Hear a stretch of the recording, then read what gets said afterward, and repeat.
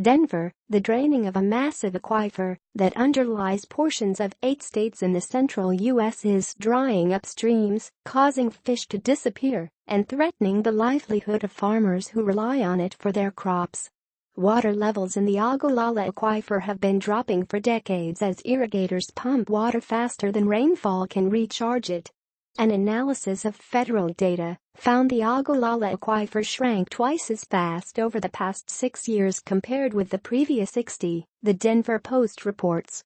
The drawdown has become so severe that streams are drying at a rate of 6 miles per year, and some highly resilient fish are disappearing. In rural areas, farmers and ranchers will worry they will no longer have enough water for their livestock and crops as the aquifer is depleted. The aquifer lost 10.7 million acre-feet of storage between 2013 and 2015, the U.S. Geological Survey said in a June report.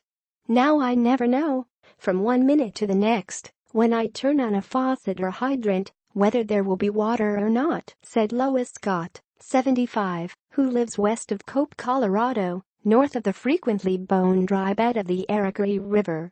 A 40-foot well her grandfather dug by hand in 1914 gave water until recently, she said, lamenting the loss of lawns where children once frolicked and green pastures for cows. Scott's now considering a move to Brush, Colorado, and leaving her family's historic homestead farm. "This will truly become the Great American Desert," she said.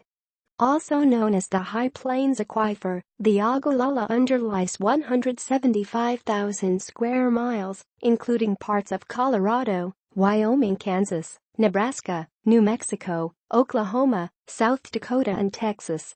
That's one of the primary agricultural regions of the U.S., producing $35 billion in crops annually.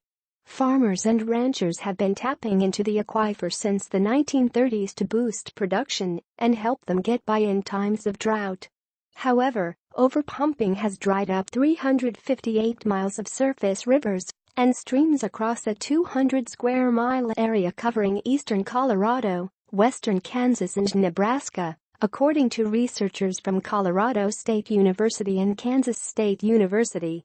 If farmers keep pumping water at the current pace, another 177 miles of rivers and streams will be lost before 2060, the researchers determined.